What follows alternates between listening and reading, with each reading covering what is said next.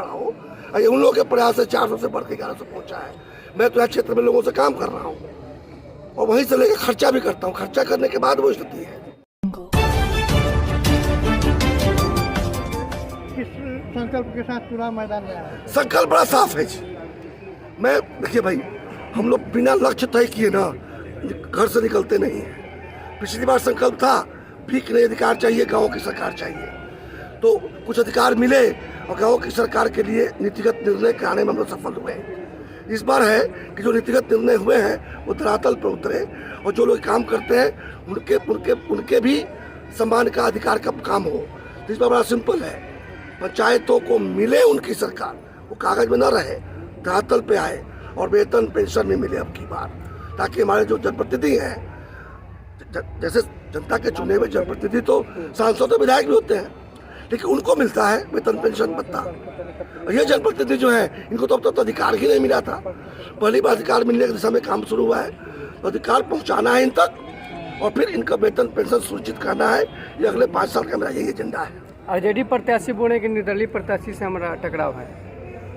अब वो टकराए अब तो क्या है ना कि जब निकल पड़े हैं सफर में तो जो आएगा देख लेंगे, क्या दिक्कत है। आरजेडी आए, बीजेपी आए, वीआईपी भी आया हुआ है। अपने आप को कहाँ मानते हैं चुनाव में प्रत्याशी हैं? ये मैं कुछ नहीं मानता। अगर उसके बारे में जानना हो तो तमाम जनप्रतिनिधि 15 पंचायत के जनप्रतिनिधि उपस्थित हैं। सब मुखिया जी लोग भी हैं, वार्ड लोग भी हैं, डिप्टी लोग भी हैं। आप इनमें से किसी का इंटरव्यू ले लीजिए, पता चल जाएगा हम कहाँ हैं और वो कहाँ हैं। करने का थोड़ी चुने जाना है, जिन्हें चुनते ही इसीलिए कि इनके समान अधिकार की लड़ाई लड़ूंगा। तो निश्चित रूप से अपना काम करूंगा। पिछले 6 साल में भी किया है, आगे भी करूंगा। शायद वो जो काम कर रहा था वही कुछ लोगों को अच्छा नहीं लगा। लोगों को लगा घोटाला करता, हमको भी हिस्सा देता तो ठीक रहता। पता है, मैं नहीं जानता क्या कारण क्या रहा है, लेकिन यहाँ तो देखिए 420 का जिसका 4 केस है, एफिडेविट आपने देखा है। आपने केवल रुपया ही देखा, ये नहीं देखा कि 0 केस है। आज तक कोई मामला हमारे पर नहीं बना है। और ये भी देखा होगा कि पैतृक संपत्ति भी शून्य है। मतलब ऐसा नहीं कि पिता ने हमको दिया था, अपने पुरुषार्थ पर अर्जित किया हुआ सब चीज है। और ये भी देखा होगा कि वो पक्के में संपत्ति का ब्यौरा है। कच्चा का धन बोरे में भरा हुआ घर का धन नहीं है। तो ये सब बातें समझ के चलिए कि हम आए ही हैं गांव को मजबूत करने के लिए।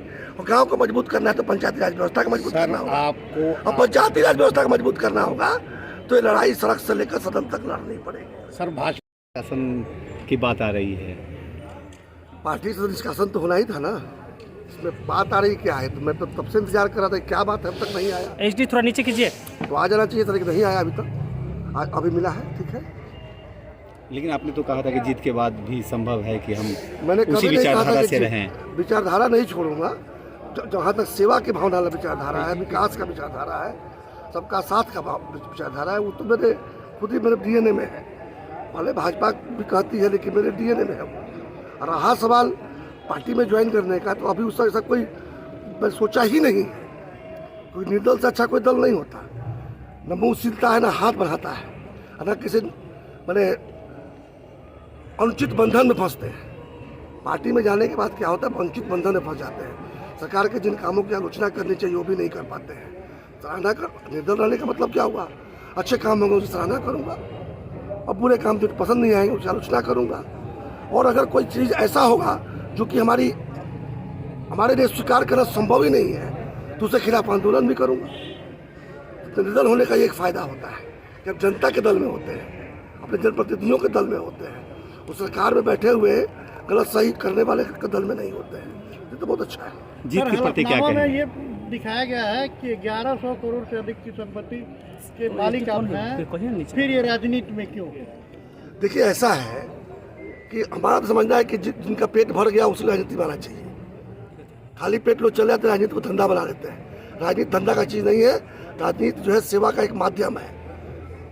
तो मैं तो तब आया हूँ जब मैं 400 करोड़ रुपया का संपत्ति बना लिया था, पिछले बार अपने हलफनामा में दिया था, अपने बेटों को तैयार कर लिया था। ITN बेटे हैं, उनको मैंने हैंड ओवर कर दिया कि अब यहाँ से तुम लोग उसको आगे बढ़ाओ। ये उन लोगों के प्रयास से 400 से बढ़ के 1100 पहुँचा है।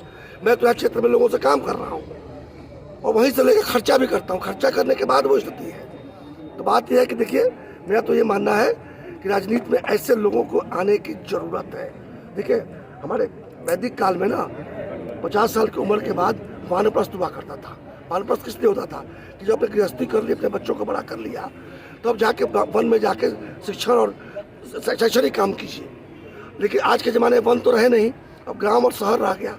मैं शहर में काम किया, अब मैंने ग्राम प्रस्थ किया है। मैं गांव की तरफ आया हूँ, गांव में विद्यालय बनाया है, गांव में लड़कियों की शिक्षा कराई कर रहा हूँ। गांव के विकास के लिए पंचायती राज को मजबूत करने का मैंने संकल्प लिया है। तो निश्चित रूप से जब मेरा पहले से पेट भरा होना, मेरी एक अच्छी क्वालिफिकेशन है, खराब क्वालिफिकेशन नहीं है। देखिए, पढ़ा लिखा होना, संपन्न होना, ईमानदार होना, योग्य होना, ये सब किसी दलों के लिए अयोग्यता हो सकती है, लेकिन हमारे वोटरों के लिए यही असली योग्यता